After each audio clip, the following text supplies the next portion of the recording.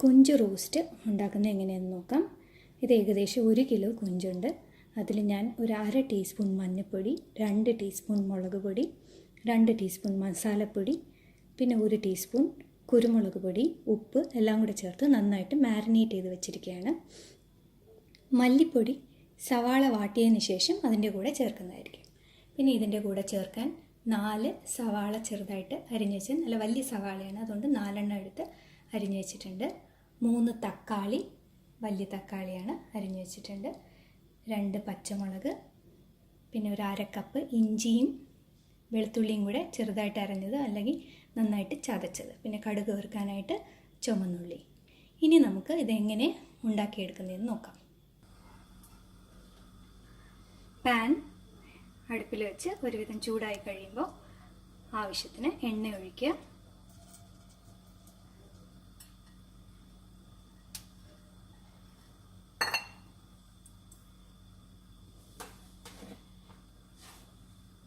എണ്ണ ഇപ്പോൾ ഏകദേശം ചൂടായിട്ടുണ്ട്. കുറച്ച് കടുകിടുക.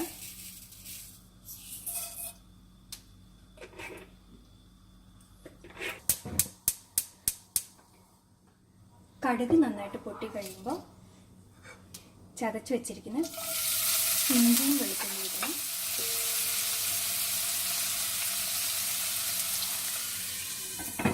തെറിക്കാതിരിക്കാനായി അടച്ചു വെക്കുന്നത് നല്ലതായിരിക്കും.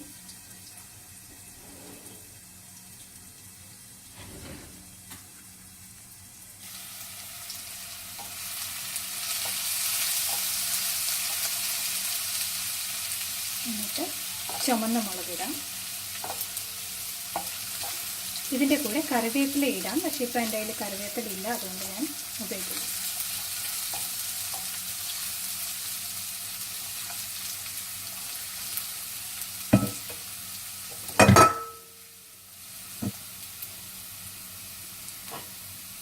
ഇഞ്ചിയും വെളുത്തുള്ളി ഏകദേശം ഒരു ബ്രൗൺ നിറമായി കഴിയുമ്പോഴത്തേക്കും അരിഞ്ഞ് വെച്ചിരിക്കുന്ന സവാള ചേർക്കാം.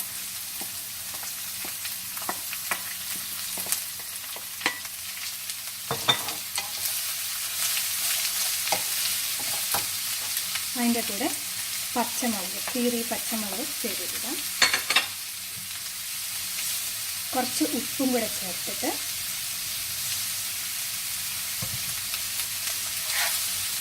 നന്നായിട്ട് ഇളക്കി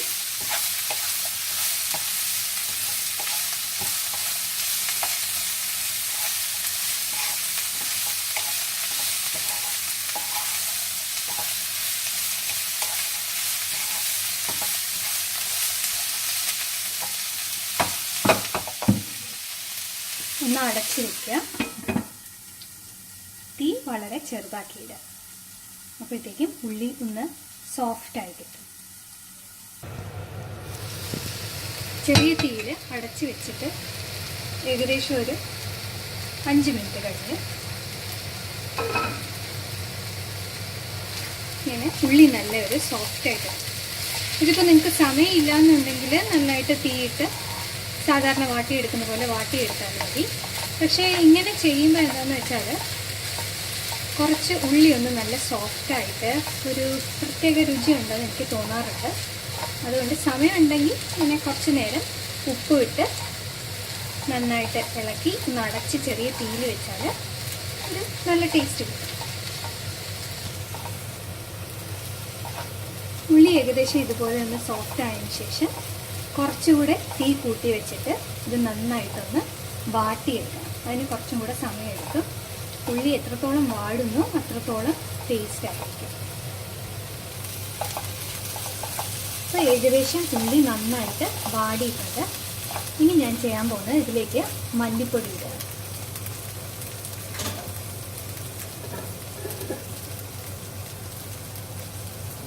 ഞാനൊരു ഉള്ളി കുറച്ച് മാറ്റി വെച്ചിട്ട് ഇത് മല്ലിപ്പൊടി ഒന്ന് മൂപ്പിച്ചെടുക്കണം. ഏകദേശം ഒരു 4 ടീസ്പൂൺ ആയിട്ടുണ്ടാവും. 4 ടീസ്പൂൺ മല്ലിപ്പൊടി ഇട്ടിട്ടുണ്ട്.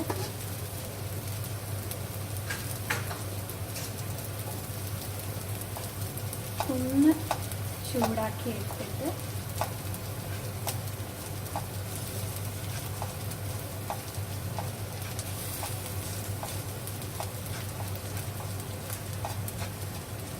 മല്ലിപ്പൊടിയുടെ ഒരു മണം വരും.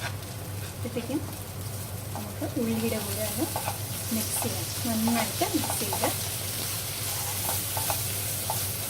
എന്നിട്ടാണ് ഞാൻ സവാള ഇടുന്നത്. സവാളയല്ല, തക്കാളി ഇടുന്നത്. തക്കാളി ചേർത്തിട്ട് എന്താ ചെയ്യേണ്ടതെന്ന് വെച്ചാൽ ഒന്ന് എല്ലാം കൂടെ കൂട്ടി വെച്ചിട്ട് അതുപോലെ നേരത്തെ ചെയ്തതുപോലെ ചെറിയ തീയിലൊന്ന് അടച്ച് വയ്ക്കാം. ഇത് ചെയ്യുന്നത് എന്താണെന്ന് വെച്ചാൽ തക്കാളി നന്നായിട്ടൊന്ന് സോഫ്റ്റ് ആവും. അപ്പോൾ പിന്നെ വേവിക്കുമ്പോൾ തക്കാളി പെട്ടെന്ന് മിക്സ് ചെയ്യും. ഒരു 2 മിനിറ്റ് കഴിഞ്ഞിട്ട് നമുക്കിത് തുറന്നു നോക്കാവുന്നതാണ്. അപ്പോൾ തക്കാളി ഒന്ന് സോഫ്റ്റ് ആയിട്ടുണ്ട്. ഇനി ഇതിലേക്ക് കൊഞ്ചിടാം. നമ്മൾ മാരിനേറ്റ് ചെയ്ത് വെച്ച് കൊഞ്ച് ചേർക്കാം.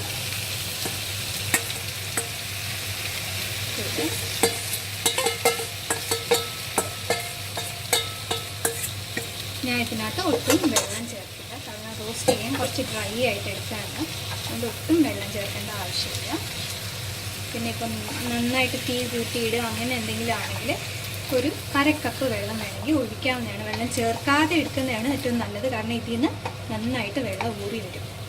നമ്മൾ ഈ സവാളയും തക്കാളിയും എല്ലാം കൂടെ ഇട്ട് ഒന്ന് നല്ലതായിട്ടൊന്ന് കുഴച്ചെടുക്കാം. ഇനി കൊഞ്ച് ഇതിൽ കിടന്ന് വെന്ത് വരണം, നന്നായിട്ട് വെന്ത് വരണം. അതിൽ ചെറിയ തീയിട്ട്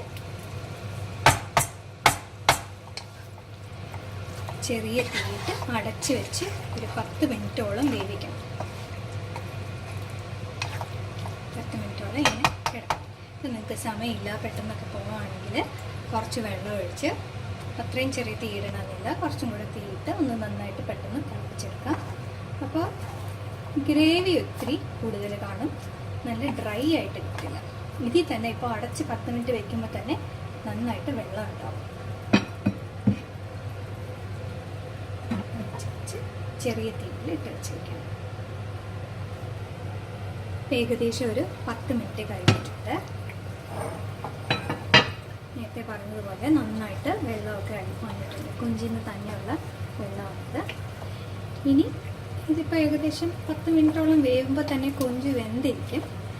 ഇനി എന്താ ചെയ്യുന്നതെന്ന് വെച്ചാൽ റോസ്റ്റായിട്ട് എടുക്കാൻ, എനിക്കിപ്പോൾ ചാറ് വേണ്ട, കുറച്ച് ഡ്രൈ ആയിട്ട് എടുക്കാനാണ്.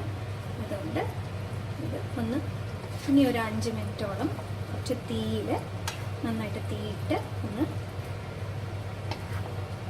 അടയ്ക്കാതെ വേവിച്ചെടുക്കുക. അപ്പോൾ ഈ വെള്ളം ഇത്തിരിയൊക്കെ ഒന്ന് വറ്റി ഇതിനകത്തെല്ലാം പെരണ്ട് ഇത്തിരി ഡ്രൈ ആയിട്ട് കിട്ടും. ഈ സമയത്ത് വേണം ഉപ്പും എരിവും ഒക്കെ ഉണ്ടോയെന്ന് നോക്കാറുണ്ട്. അഥവാ എരിവ് കുറവോ അല്ലെങ്കിൽ ഉപ്പ് കുറവോ തോന്നുകയാണെങ്കിൽ കുറച്ചും കൂടെ അതൊക്കെ ഇട്ട് കൊടുക്കാം. എന്നിട്ട് ഞാനിപ്പോൾ ചെയ്യാൻ പോകുന്നത് ഇതിലേക്ക് കുറച്ച് ചതച്ച കുരുമുളക് ഇടും. അപ്പോൾ ആദ്യമേ ഇടാതെ ഈ പരുവത്തിൽ ഇടുകയാണെങ്കിൽ നമുക്ക് റോസ്റ്റ് കഴിക്കുമ്പോൾ ഒരു കുരുമുളകിൻ്റെ ആ ഒരു ടേസ്റ്റ് ഇങ്ങനെ അത് ഇഷ്ടമുള്ളവർക്ക് ഇടാം. നല്ലൊരു ടേസ്റ്റ് തന്നെ ആയിരിക്കും. ട്രൈ ചെയ്ത് നോക്കാം. നമുക്ക് ഉപ്പും എല്ലാത്തിനെയും പാകം നോക്കിയിട്ട് കുറച്ച് നേരം കുറച്ച് നല്ല തീയിട്ട് കൂടെ നിന്നൊന്ന് തീയിൽ ഡ്രൈ ആക്കി എടുക്കാം. അങ്ങനെയാകുമ്പോൾ കൊഞ്ച് റോസ്റ്റ് റെഡി ആയിരിക്കും. ഇപ്പോൾ ഒരുവിധം വെള്ളമൊക്കെ നന്നായിട്ട് വറ്റിയിട്ടുണ്ട്. കൊഞ്ച് നല്ല പരുവം നല്ല ടേസ്റ്റ് ആയിട്ടുണ്ട്. അപ്പോൾ നമ്മുടെ കൊഞ്ച് റോസ്റ്റ് തയ്യാറായിട്ടുണ്ട്. ഇത് നമുക്ക് ചോറിൻ്റെ കൂടെ കഴിക്കാം, ചപ്പാത്തിയുടെ കൂടെ ആയിരിക്കും ഏറ്റവും നല്ലത്. ഞാനിപ്പോൾ ഉണ്ടാക്കിയിരിക്കുന്നത് ചപ്പാത്തിയുടെ കൂടെ കഴിക്കാൻ വേണ്ടിയിട്ടാണ്. നിങ്ങളെല്ലാവരും ട്രൈ ചെയ്ത് നോക്കുക.